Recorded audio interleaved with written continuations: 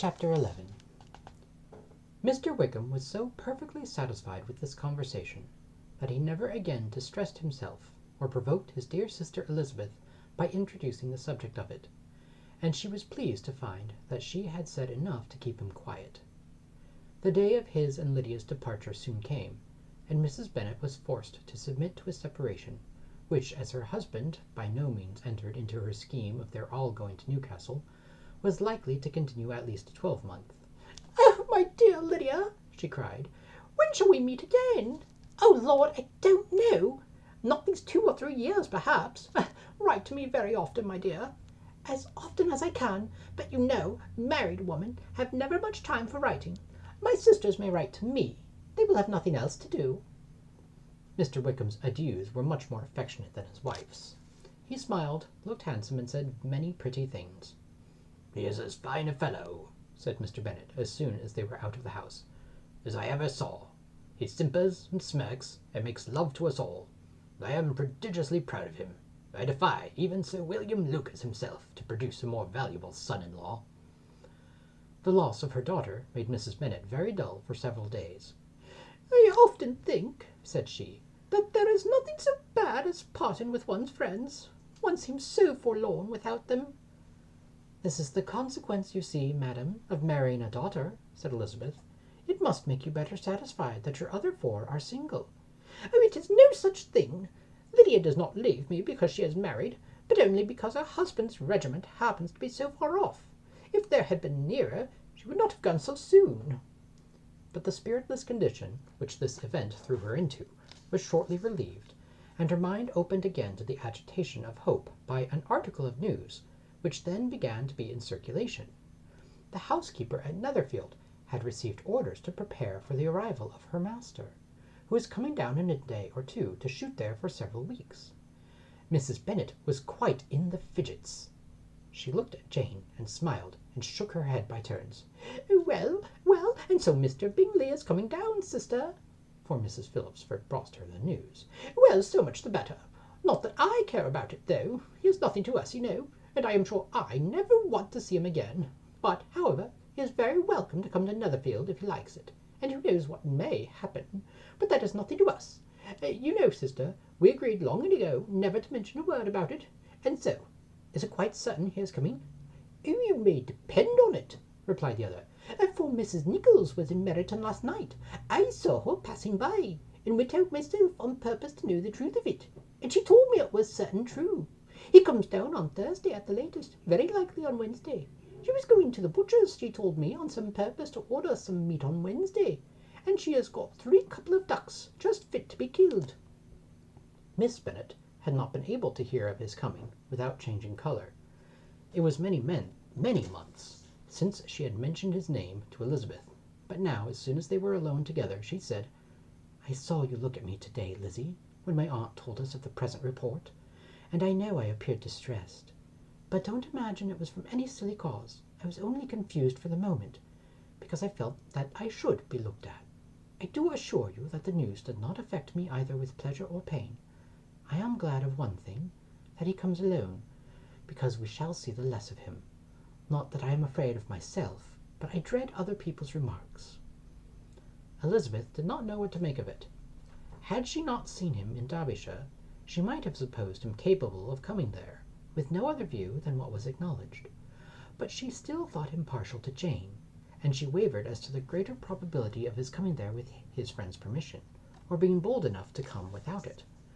Yet it is hard, she sometimes thought, that this poor man cannot come to a house which he has legally hired, without raising all this speculation.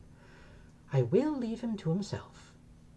In spite of what her sister declared, and really believed to be her feelings, in the expectation of his arrival, Elizabeth could easily perceive that her spirits were affected by it.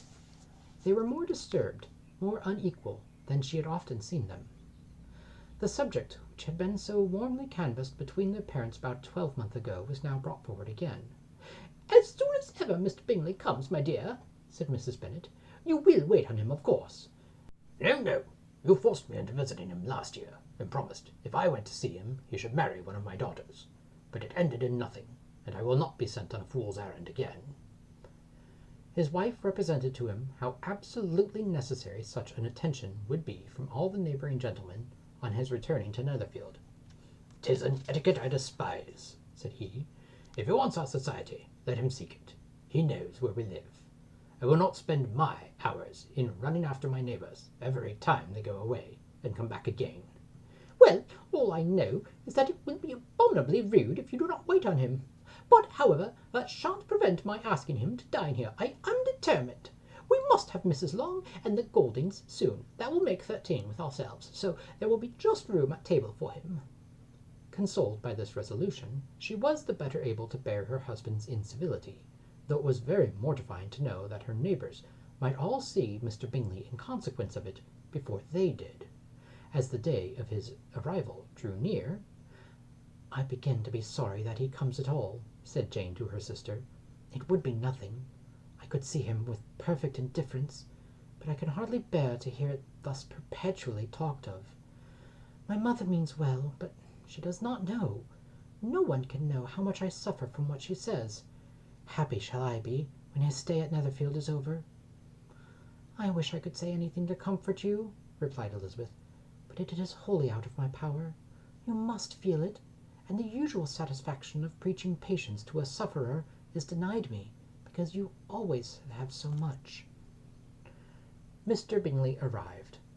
Mrs. Bennet, through the assistance of servants, contrived to have the earliest tidings of it, that the period of anxiety and fretfulness on her side might be as long as it could.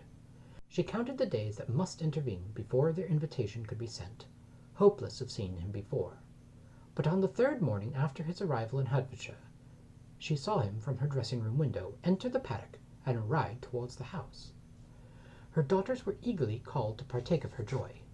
Jane resolutely kept her place at the table, but Elizabeth, to satisfy her mother, went to the window. She looked, she saw Mr. Darcy with him, and sat down again by her sister. "There is a gentleman with him, mamma," said Kitty. "Who can it be?" "Some acquaintance or other, my dear, I suppose. I am sure I do not know." "La!" replied Kitty. "He looks just like that man that used to be with him before. Mr. What's-his-name, that tall, proud man.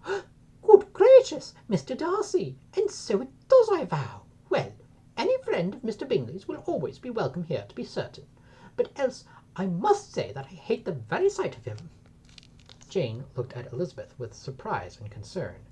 She knew but little of their meeting in Derbyshire, and therefore felt for the awkwardness which must attend her sister, in seeing him almost for the first time after receiving his explanatory letter. Both sisters were uncomfortable enough.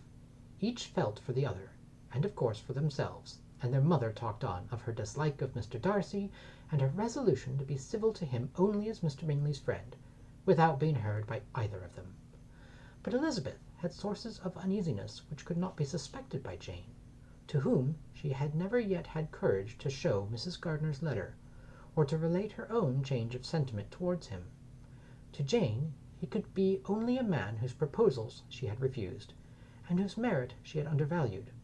But to her own more extensive information, he was the person to whom the whole family were indebted for the first of benefits, and whom she regarded herself with an interest, if not quite so tender, at least as reasonable and just, as what Jane felt for Bingley. Her astonishment at his coming to Netherfield, to Longbourn, and voluntarily seeking her again, was almost equal to what she had known on first witnessing his altered behaviour in Derbyshire. The colour which had been driven from her face returned for half a minute with an additional glow, and a smile of delight added lustre to her eyes, as she thought that for the space of time that his affection and wishes must still be unshaken. But she would not be secure. "Let me first see how he behaves," said she. "It will then be early enough for expectation." She sat intently at work, striving to be composed, and without daring to lift up her eyes, till anxious curiosity carried them to the face of her sister, as the servant was approaching the door. Jane looked a little paler than usual, but more sedate than Elizabeth had expected. On the gentleman's appearing, her colour increased, yet she received them with intolerable ease, and with a propriety of behaviour equally free from any symptom of resentment or unnecessary complaisance. Elizabeth said as little to either as civility would allow, and sat down again to her work with an eagerness which it did not often command. She had ventured only one glance at Darcy. He looked serious as usual, and she thought, more as he had been used to look in Hertfordshire than as she had seen him at Pemberley. But perhaps he could not in her mother's presence be what he was before her uncle and aunt. It was a painful but not an improbable conjecture. Bingley she had likewise seen for an instant, and in that short period saw him looking both pleased and embarrassed. He was received by Mrs. Bennet with a degree of civility, which made her two daughters ashamed, especially when contrasted with the cold and ceremonious politeness of her curtsy and address to his friend. Elizabeth particularly, who knew that her mother owed to the latter the preservation of her favourite daughter from irredeemable infamy, was hurt and distressed to a most painful degree by a distinction so ill applied. Darcy, after inquiring of her how Mr. and Mrs. Gardiner did, a question which she could not answer without confusion, said scarcely anything. He was not seated by her, perhaps that was the reason of his silence, but it had not been so in Derbyshire. There he had talked to her friends, when he could not to herself, but now several minutes elapsed without bringing the sound of his voice, and when occasionally, unable to resist the impulse of curiosity, she raised her eyes to his face, she as often found him looking at Jane as at herself, and frequently on no object but the ground. More thoughtfulness and less anxiety to please than when they last met were plainly expressed. She was disappointed and angry with herself for being so. "Could I expect it to be otherwise?" said she. "Yet why did he come?" She was in no humour for conversation with anyone but himself, and to him she had hardly courage to speak. She inquired after his sister, but could do no more. "It is a long time, Mr. Bingley, since you went away," said Mrs. Bennet. He readily agreed to it. "I began to be afraid that you would never come back again. People did say you meant to quit the place entirely at Michaelmas, but however I hope it is not true. A great many changes have happened in the neighbourhood since you went away. Miss Lucas is married and settled, and one of my own daughters. I suppose you have heard of it, indeed. You must have seen it in the papers. It was in the Times and the Courier, I know, though it was not put in as it ought to be. It was only said, 'Lately George Wickham, Esquire, to Miss Lydia Bennet,' without there being a syllable said of her father, or the place where she lived, or anything. It was my brother Gardiner's drawing up too, and I wonder how he came to make such an awkward business of it. Did you see it?" Bingley replied that he did, and he made his congratulations. Elizabeth dared not lift up her eyes. How Miss Darcy looked, therefore, she could not tell. "Oh, it is a delightful thing, to be sure, to have a daughter well married," continued her mother. "But at the same time, Mr. Bingley, it is very hard to have her taken such away from me. They are gone down to Newcastle, a place quite northward, it seems, and there they are to stay. I do not know how long. His regiment is there, for I suppose you have heard of his leaving the shire, and of his being gone into the regulars. Thank heaven he has some friends, though perhaps not so many as he deserves." Elizabeth, who knew this to be levelled at Mr. Darcy, was in such misery of shame that she could hardly keep her seat. It drew from her, however, the exertion of speaking, which nothing else had so effectually done before, and she asked Bingley whether he meant to make any stay in the country at present. A few weeks, he believed. "Oh, when you have killed all your own birds, Mr. Bingley," said her mother, "I beg you will come here and shoot as many as you please on Mr. Bennet's manor. I am sure he will be vastly happy to oblige you, and will save all the best coveys for you." Elizabeth's misery increased at such unnecessary, such officious attention. Were the same fair prospect to arise at present as had flattered them a year ago, everything, she was persuaded, would be hastening to the same vexatious conclusion. At that instant she felt that years of happiness could not make Jane or herself amends for moments of such painful confusion. "The first wish of my heart," said she to herself, "is never more to be in company with either of them. Their society can afford no pleasure that one will atone for such wretchedness as this. Let me never see either one or the other again." Yet the misery, for which years of happiness were to offer no compensation, received soon afterwards material relief from observing how much the beauty of her sister rekindled the admiration of her former lover. When first he came in, he had spoken to her but little, but every 5 minutes seemed to be giving her more of his attention. He found her as handsome as she had been last year, as good-natured, and as unaffected, though not quite so chatty. Jane was anxious that no difference should be perceived in her at all, and was really persuaded that she talked as much as ever. But her mind was so busily engaged that she did not always know when she was silent. When the gentlemen rose to go away, Mrs. Bennet was mindful of her intended civility, and that they were invited and engaged to dine at Longbourn in a few days' time. "You are quite a visitor, my dear Mr. Bingley," she added, "for when you went to town last winter, you promised to take a family dinner with us as soon as you returned. I have not forgot, you see, and I assure you I was very much disappointed that you did not come back and keep your engagement." Bingley looked a little silly at this reflection, and said something of his concern at having been prevented by business. They then went away.